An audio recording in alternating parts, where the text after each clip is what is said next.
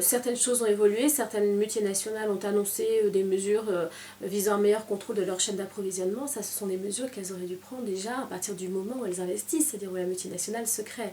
Dans le même temps, le gouvernement français a annoncé certaines mesures, comme le renforcement du point contact national de l'OCDE.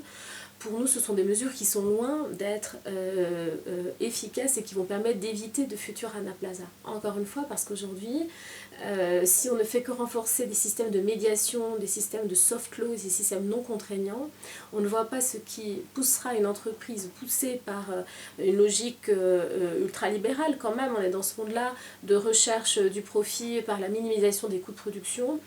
Il n'y a rien aujourd'hui qui empêcherait ces entreprises de continuer à agir dans ce sens-là. On a vu grosso modo 3 stratégies. La première qui a consisté à quitter immédiatement le Bangladesh, c'était l'option choisie notamment par Disney, qui voulait au fond s'éloigner rapidement du problème.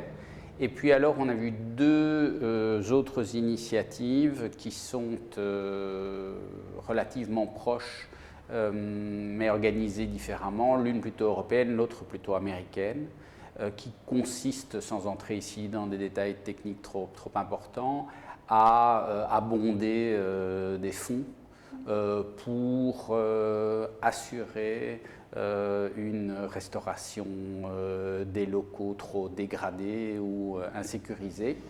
L'initiative européenne s'inscrit plutôt dans un cadre public soutenu par les organisations internationales, l'initiative américaine plutôt dans le cadre d'un consortium privé.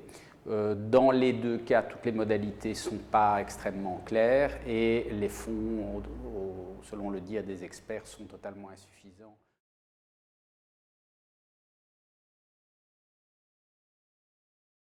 Est-ce qu'un drame comme celui de Dacca va avoir une influence en termes de législation, que ce soit au plan national ou international?